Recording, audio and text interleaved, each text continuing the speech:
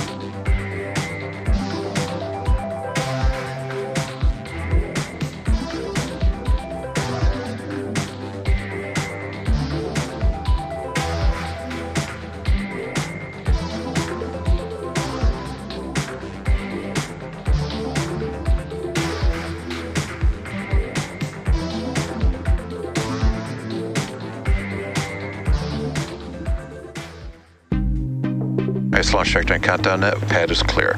10, 9, 8. Launch auto sequence has started.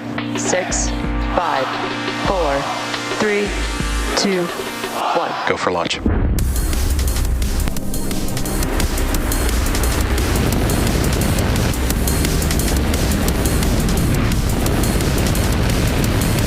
Vehicle is supersonic. Stage separation confirmed.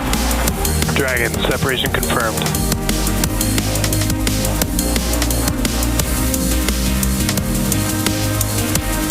Stage 1 is transonic. Landing legs have deployed. And Falcon 9 has landed. Hello everyone, it is Sunday, August 11th, and you're looking at a live view of our Falcon 9 rocket, awaiting a 7:02 p.m. Pacific time launch from Space Launch Complex 4 East in Vandenberg, California. Today's launch marks SpaceX's 76th mission of 2024 and 360th overall Falcon 9 mission to date. My name is Ronnie Foreman, and I'm a commercial sales manager here at SpaceX, joining you from Hawthorne, California, for our live launch coverage of the Arctic Satellite Broadband Mission, also known as ASBM, led by Space Norway. With just 13 minutes and 43 seconds to launch, let's dive right in. On board Falcon 9 today are two Northrop Grumman-built satellites, ASBM-1 and ASBM-2. These satellites will deliver continuous commercial and military broadband capacity to the Arctic region above the 65-degree north latitude. Today's mission is particularly exciting for SpaceX because this is the first time we will be launching to the highly elliptical Molniya orbit. In this orbit, the apogee, or the furthest point from Earth, is about 40,000 kilometers away, and the perigee, or the closest point, can be as close as 600 kilometers. The orbit is also positioned around the Earth by fine-tuning the inclination and argument of perigee, so that the apogee is as far north as possible. Now, the closer a satellite is to the Earth during its orbit, the faster it's moving. So that really high apogee allows vehicles in this orbit to spend a significant amount of time over the high latitudes of the Northern Hemisphere, making passes about every 12 hours, or twice per day. Then, with a perigee of just 600 kilometers, the satellite is moving much, much faster, and it zips across the Southern Hemisphere before popping back up to the northern side. That careful balance of timing and orbital positioning means that in the Molniya orbit, just two satellites are able to provide around-the-clock coverage of these northern latitudes. We have a great illustration of that orbit coming up, so with that, let's learn a little bit more about today's payload and mission.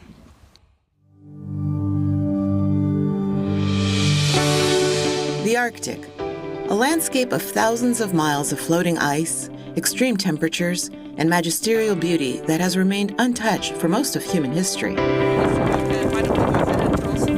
Yes. We only reached the North Pole in 1904. A blink of an eye in the planet's lifetime, the world is changing fast, and so must we. The Arctic is growing in importance as governments, organizations, and scientists embark on vital missions. Airlines, shipping companies, and military vessels and aircraft are increasingly looking to northerly routes. In many cases, polar paths are more direct and save on fuel. And as the world changes, governments too are looking north to support further Arctic research, better understand the impacts of climate change, and be prepared for the future, whatever it brings. Connectivity holds the key to unlocking it all. The need for high-speed coverage in the Arctic has been a priority for the Norwegian government for a long time. As far back as in 2006, the Norwegian government stated that the Arctic is Norway's most important focus area. We worked with several potential partners for a long time, but it became apparent to us that no single government or commercial company would be able to shoulder an investment like this by itself. The first piece of the puzzle came into place when a representative from the US Air Force approached me during a conference in the US and asked if there was room for a US military payload on board the ASBM satellite. After that, why ascent? And the Norwegian Armed Forces were able to commit to the program. The evolving operational environment drove an increased capability needed in the Arctic region. And now that the Arctic is more accessible, maintaining peace in the Arctic region is of the utmost importance. The partnership with Space Norway was explored because it addresses integrated deterrence and building relationships with our international partners and allies. With the growing strategic need for the North Polar region, we provide a more resilient capability. We provide 2 times polar SATCOM, and we've delivered this program faster and with significant cost savings. So Northrop Grumman is the prime contractor responsible for the satellite vehicle, the communications payloads, EPSR payload, as well as the EPS CAPS ground system. So we are providing the end-to-end capability that is the ASBM. In June, Northrop Grumman built 2 satellite constellations for Space Norway's Arctic Satellite Broadband Mission, departed from our manufacturing facility in Dulles, Virginia. This was a sector effort as we provided all 3 major components to bring commercial broadband and protected military satellite communications to the Arctic. We proudly designed, integrated, and tested the ASBM space vehicles, which includes 2 flight-proven GeoStar 3 platforms and X-band and Ka-band payloads. We also provided a pair of EPSR payloads and the EPSR CAPS ground system for this mission. With the launch today of the ASBM satellites embarking Viasat's GX-10 payloads, we take an important step in providing broadband connectivity into the Arctic region. The GX-10 payloads represent an important step in Viasat's evolutional network, providing broadband connectivity for mobility users no matter wherever you are, whether it's aviation, maritime, governments or scientists working in the region. Together through collaboration and teamwork, we're providing connectivity in the Arctic region that's been unavailable in the past, and this is a vital part in the evolution of Viasat's networks. The ASBM program is a groundbreaking effort in an allied, governmental and commercial collaboration, both in a cost-efficient manner as well as showing how governmental and commercial needs can be met. We're already looking into new Arctic projects where we hope to bring in more of our allies, and we're looking forward to providing the first dedicated broadband services to users in the real Arctic.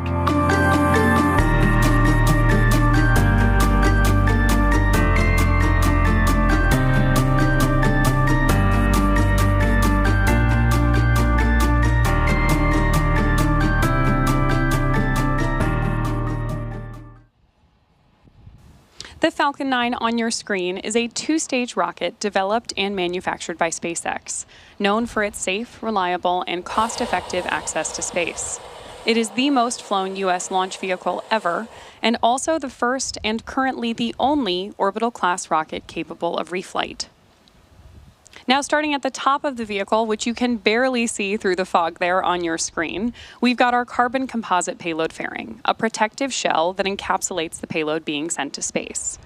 Just to provide a sense of scale here, the payload fairing that you can, again, just barely see on your screen is about 17 feet in diameter. It has enough room inside to hold an average-sized fire truck. The fairing is made up of 2 halves that will separate and jettison away from the vehicle once Falcon 9 reaches space. Today's payloads are, of course, the ASBM satellites, which were manufactured by Northrop Grumman. Continuing down the vehicle, we have our second stage. The second stage is powered by a single Merlin vacuum engine, or MVAC for short. After stage separation, the MVAC engine will ignite and carry the payloads to its final orbit. The Falcon 9's first and second stages are connected by the black interstage, which houses the MVAC engine's skirt and the system that decouples the two stages during stage separation. Below the first stage, which is powered by 9 Merlin engines, that provides the initial thrust to lift Falcon 9 off the ground and move the vehicle through the lower, thicker parts of the atmosphere.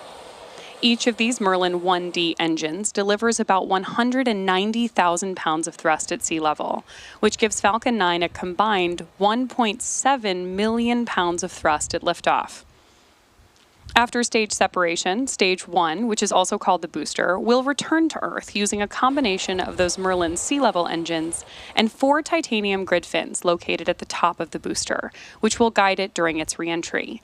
The Falcon 9 first stage is also equipped with 4 landing legs that deploy just before landing to allow for vertical touchdown on either a landing pad or drone ship. For today's mission, we will be attempting to land this booster on our drone ship, Of Course I Still Love You, which is currently stationed on the Pacific Ocean. This mission marks this booster's 22nd launch and landing, having previously flown Crew 1 and 2, Sirius XM-8, CRS-23, for strong back retract. IXB, Transporter 4 and 5, Global Star FM-15, ISI Aero C3, Korea 425, Maxar 1, and 10 Starlink missions. I'm not going to lie, that is one heck of a resume. And of course, prior to the start of our webcast today, the Falcon 9 team performed functional checkouts for both the ASBM payloads and the launch vehicle. At T-minus 38 minutes, the team concluded their go. Strong back retract has started. There's confirmation that the strongback is beginning to pull away from the vehicle.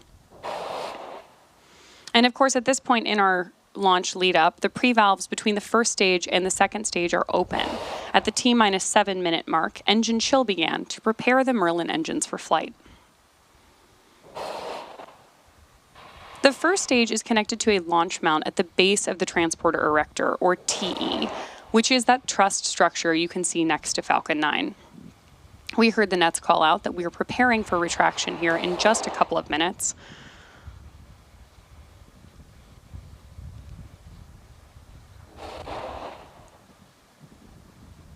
Just barely through the fog, you can see there that the strongback pulled away from the rocket by about 2 degrees. Now at T-minus 0, the ground hydraulic systems will pull the TE all the way back from 2 degrees to 45 degrees away from Falcon 9, so that it can have sufficient clearance to move away from the launch pad.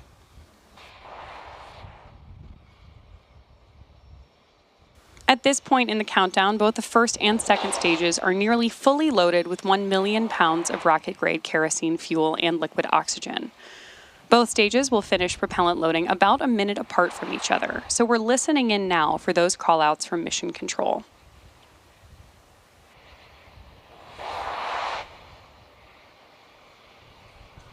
Stage 1 LOX load complete. There's confirmation that we have finished loading liquid oxygen on board the first stage, and again, we are standing by for the same call out for stage 2 in just about 50 seconds. You can, of course, always keep an eye on our mission countdown right in the middle at the bottom of your screen.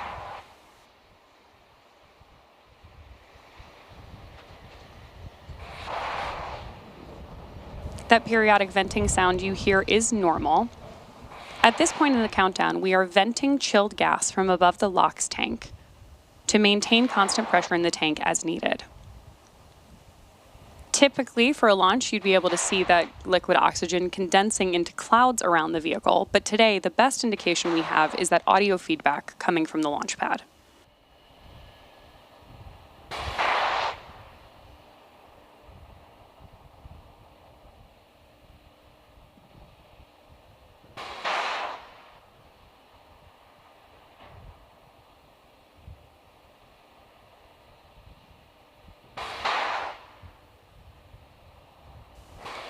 We are standing by for that LOX call out on board stage 2.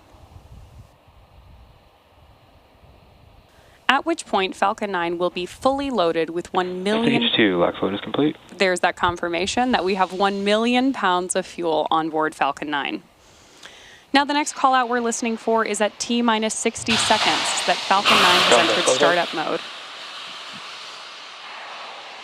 That, of course, will mean that the rocket's autonomous internal flight computers have taken over the launch countdown. Then, just inside of T-minus 2 seconds, we will light the M1D engines for liftoff. At this time, the ASBM payload continues to be healthy, and the Falcon 9 team is tracking no issues on the rocket. The range is green, and weather continues to look good, albeit a bit foggy. Falcon 9 is in startup. Confirmation that Falcon is in startup.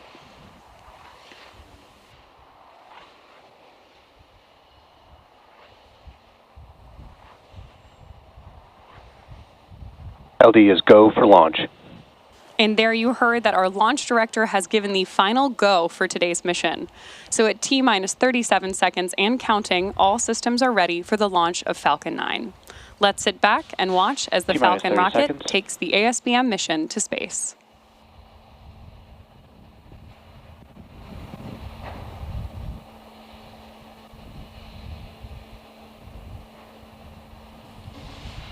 T-minus 15 seconds.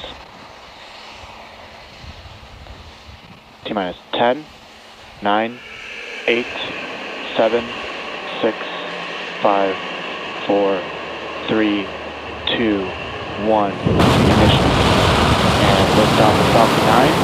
Go ASBM.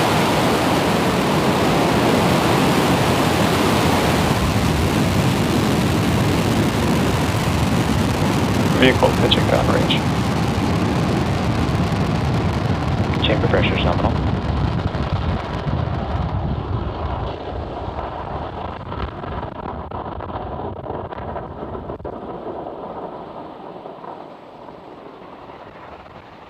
That incredible view, of course, means that at T plus 33 seconds and counting, Falcon 9 has successfully lifted off from Space Launch Complex 4 East, carrying the 2 ASBM satellites.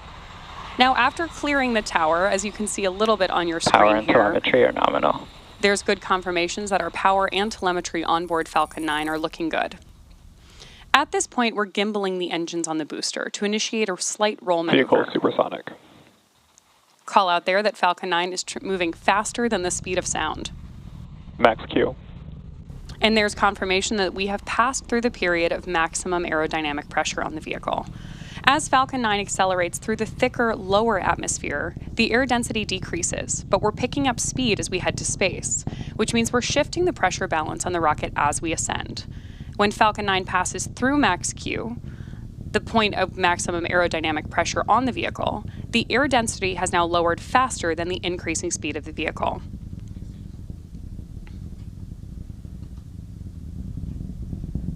Great views there as Falcon 9 continues on its way to space. Now, coming up shortly, we'll have 3 events in quick succession, and we should hear all of these called out by Mission Control, starting with MECO, followed by stage separation, and then SES-1.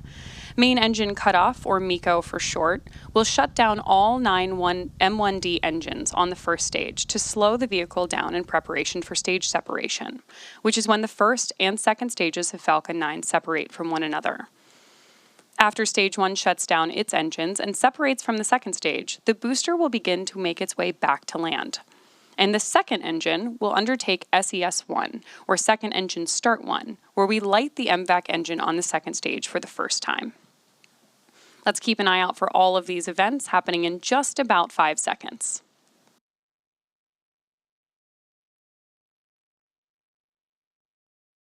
MECO. Stage separation confirmed.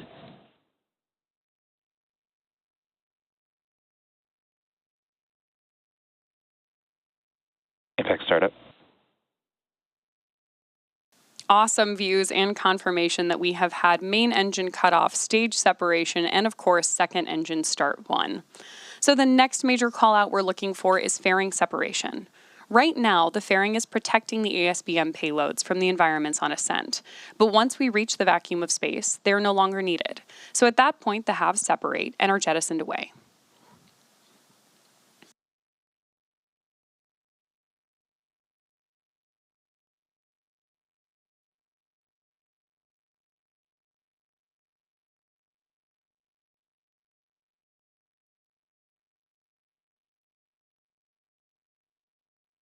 fairing separation confirmed. Great confirmation and views of fairing separation on your screen there. We will, of course, be attempting to retrieve those fairing halves once they fall back to Earth with our recovery vessel Go Beyond, which is also currently standing by in the Pacific Ocean.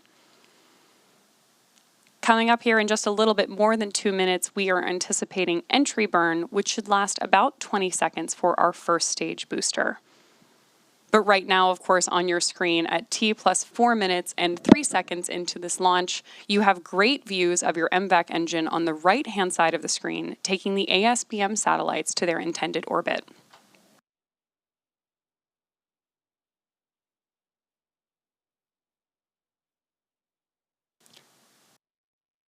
The next major milestone we're tracking for the first stage is the entry burn, which should begin at T plus 6 minutes and 22 seconds.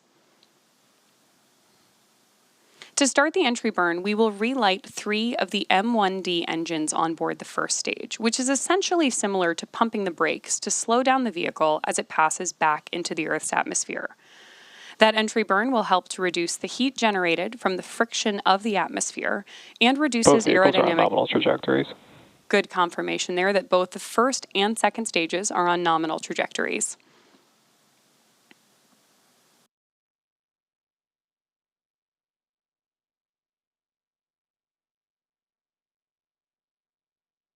So as you can see on your screen at this point in the flight, the second stage is still picking up speed and heading to orbit. On the left-hand side of your screen, you have a great view down the side of Falcon 9 and 2 of those titanium grid fins just atop the booster preparing for landing. Again, the Falcon 9 first stage supporting today's mission is performing this entry approach for the 22nd time.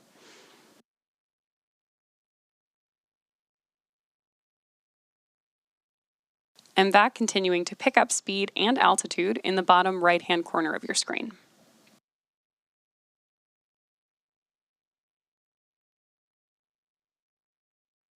The engines on board the first and second stage are actually quite similar, but the Merlins on the first stage are optimized for sea level. These achieve 190,000 pounds of thrust each during both ascent and descent. The MVAC engine, by contrast, has a much wider nozzle, which you can see on the right-hand side of your screen right now, and is optimized to 220,500 pounds of thrust in the vacuum of space. One of the next major milestones we're tracking here is going... Stage 1 entry burn startup. There's confirmation that we have entry burn startup on board our first stage on the left-hand side of your screen.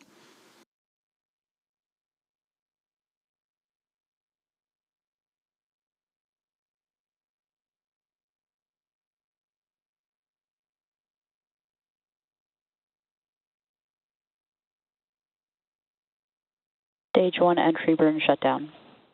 There's confirmation of entry burn shutdown on the first stage, and with that we should have just about a minute until we hear SECO 1, or second engine cutoff 1, for the MVAC engine on board the second stage. Shortly after that, we'll hear the call out for the landing burn, which is the final burn of the Falcon 9 booster. Stage 1 FTS is saved. Good callouts from Mission Control as first stage continues back toward Earth.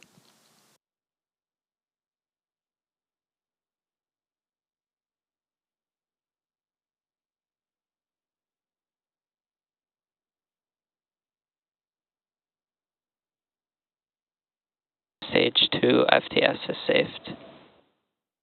Stage 2 is in terminal guidance. Good callouts from Stage 1 transonic. From Mission Control, and with that last one, we know that Falcon 9 continues on its way back to Earth. Great views of those grid fins steering through the atmosphere as well.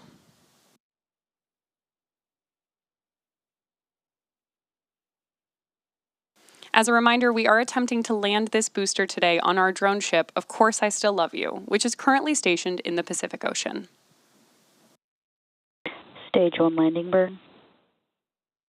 There's confirmation that landing burn has begun, and we are expecting this burn to last for about 20 seconds in total.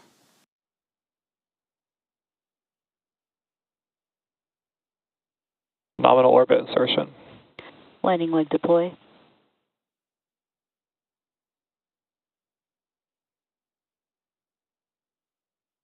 Stage 1 landing confirmed. That was a beautiful touchdown of our Falcon 9 rocket. And of course, in the midst of all that, we also heard confirmation of second engine cutoff and nominal orbital insertion from mission control. Great views of MVAC up there in space with our 2 ASBM satellites on board. And as a reminder, this was our 22nd launch and landing for the first stage we flew today, marking SpaceX's 318th recovery of an orbital class rocket, including the first stage landings for both Falcon 9 and Falcon Heavy. Now we are going to enter roughly a 28-minute coast phase, and then we'll be back for second engine start 2, or SES2, of the MVAC engine on board the second stage at about the T plus 36-minute mark. So for now, kick back and enjoy some space tunes. We'll see you back here for SES2.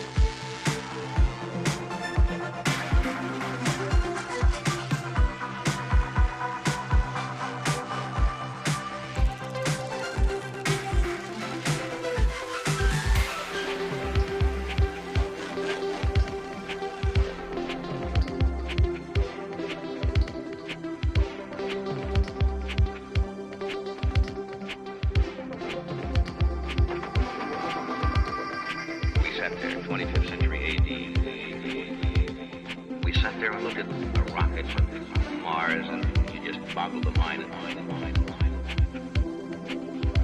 and the technology caught up, didn't it?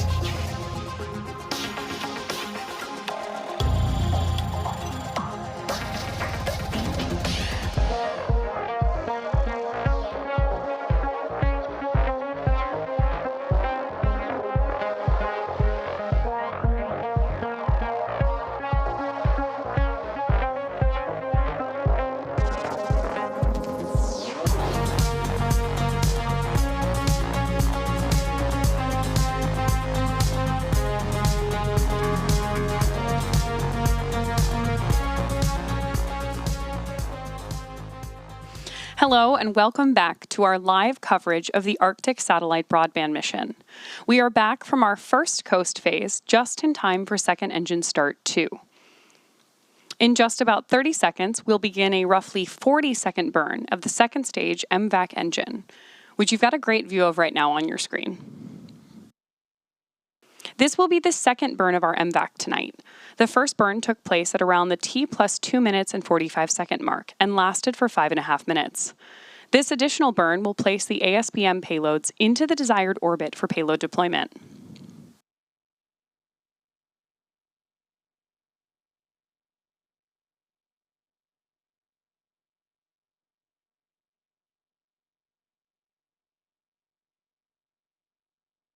MVAC started. Confirmation of SES-2. Now, as I mentioned earlier, the MVAC engine shown on your screen has a much wider nozzle than the sea-level M1D engines on board the first stage booster. That's in order to give this engine optimal thrust performance in space. At full power, MVAC is capable of 220,500 pounds of thrust in vacuum. Also, as we mentioned earlier tonight, the ASBM satellites are carrying both military and civilian payloads. The two satellites on board Stage 2 are ASBM-1 and ASBM-2. Confirmation of second engine cutoff 2 there from Mission Control. Nominal orbit insertion. And confirmation of good orbit insertion for ASBM-1 and 2, which are still currently attached to the second stage. Those two satellites are hosting Viasat's GX-10A and 10B Ka-band payloads, which will extend Viasat's high-speed global network across the Arctic region. In addition to the two Viasat Ka-band payloads, the spacecraft are also hosting payloads for the Norwegian Armed Forces, the European Space Agency, and the U.S. Space Force.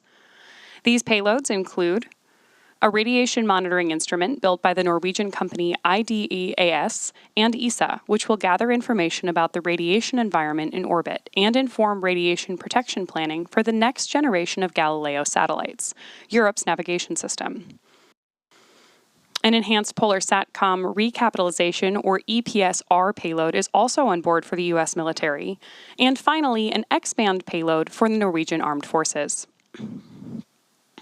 With that, we have roughly 4 minutes left in this coast before arriving to our first payload deployment. Then we'll have another 5-minute coast before arriving at our second payload deployment. So for that, we'll kick it back over to the Space Tunes and see you back here at T plus 42 minutes.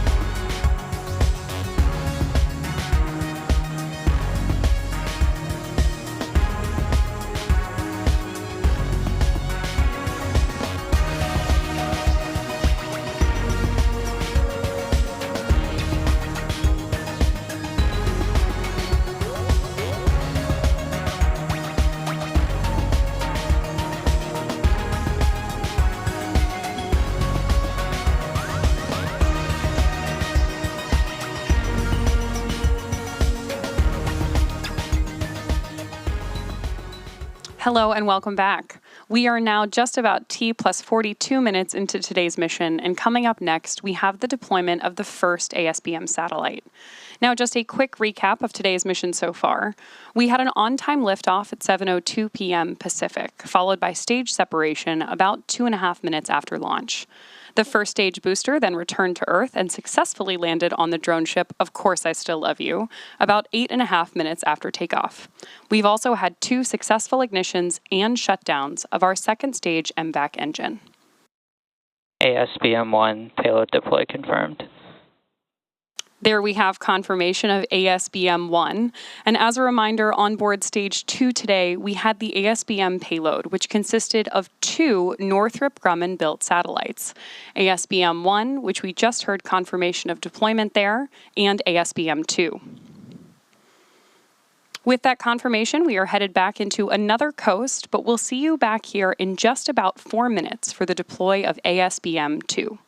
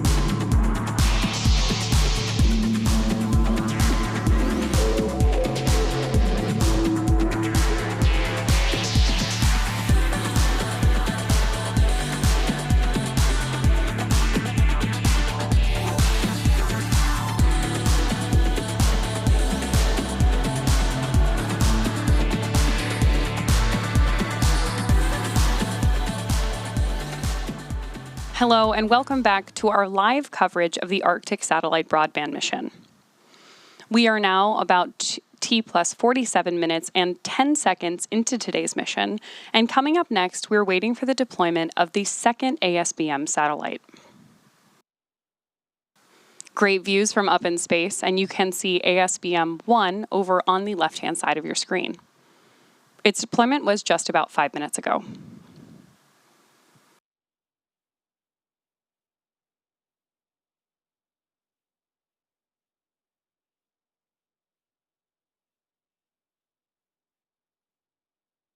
ASBM-2 payload deploy confirmed. There we heard from Mission Control and have great views on our screen that we have had successful deployment of the ASBM-2 satellite. Now, with that confirmation, we will be bringing today's webcast to a close. Today's mission marks SpaceX's 360th overall mission to date and 76th mission of the year. We want to thank Space Norway for entrusting us with today's mission and all of you for joining us today. If you are interested in more launch coverage, be sure to check out spacex.com/launches for the most up-to-date information. Thanks again. We'll see you next time.